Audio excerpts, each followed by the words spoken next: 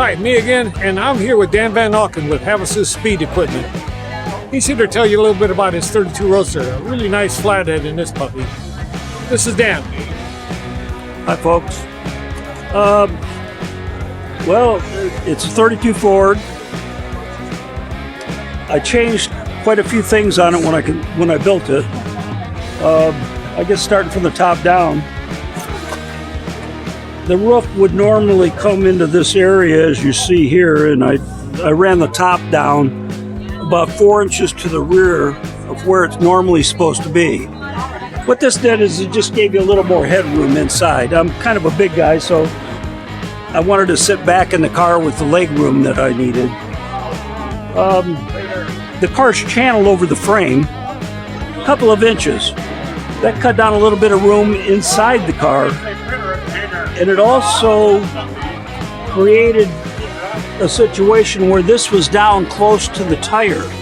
So it was cut out, the sheet metal was raised up and then re-welded to raise this coach line a little higher for appearance around the tire, make it look correct.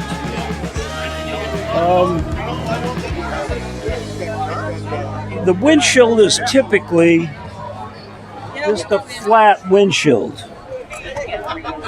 This windshield here I made out of curved glass to give it a little bit more pizzazz. So I had to fabricate a windshield frame and use a slightly curved glass.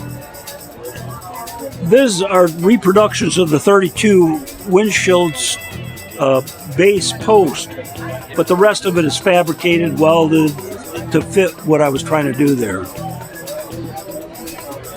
The engine is your typical early Ford flathead.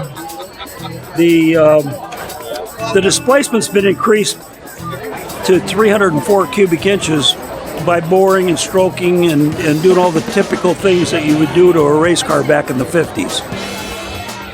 It's got Motor City flathead heads on it and an intake manifold. The rest of it looks like a pretty typical Ford flathead. Wanted to keep it really an old school, so I didn't want to have electric fan and so many of the things that folks put on a car. So it's got a mechanical fan and all the things that you'd expect to see on a car in the 1950s. The cowl's been changed. The cowl vent is about 2/3 the size of a 32 Ford cowl vent. And when I fabricated this, I kind of picked up the lines of the hood, incorporated those into the cowl vent. So that's your factory air conditioning of the era. The intake manifold is quite a bit taller than a normal production flathead intake manifold. And once I started constructing things, I lowered the hood on the car a couple of inches from where it's normally supposed to be. So I had to put a blister in the hood to accommodate the air cleaner. Normally, this grill shell would be up here, but on a lot of production 32 Fords, it comes out up here, and I wanted to put a rake into the hood. So this has been lowered, so the hood goes downhill a little bit. That led to other problems in that we had to section this because this cowl is angled downward.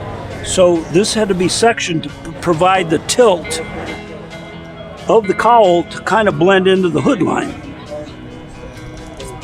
Many of the suspension features are pretty, what a typical hot rodder would use today. If you walk up and down, you'll see that most of the 32 grill shells are wider here. So what I've done is cut this and add 1.5 inches of metal on each side. So the grill shell is narrower than what you typically see on a 32 Ford. It just gave it a little more of a racy track nose look.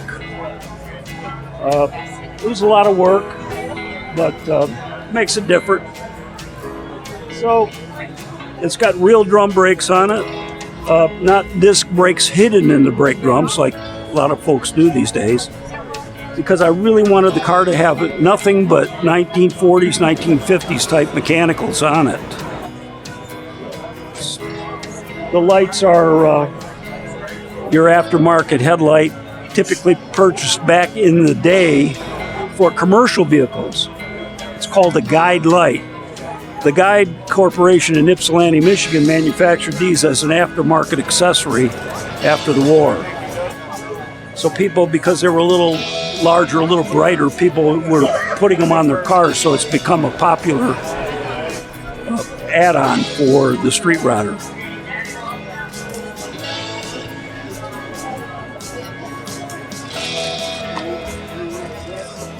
The back of the car's got a typical rolled rear pan that's fabricated. I've fabricated Nerf bars to replicate what was typically on track roadsters of the era, like that would run on speedways and oval tracks as Nerf bars. So it's got a similar bar in the rear and typical drop beam axle. I did something a little different. Rather than having the shock absorber in the front of the axle, just moved it to the rear of the axle and tied the mounting point for the shock absorber into the headlight bar. So it kind of cleans up the front end. It makes it go away behind the headlight.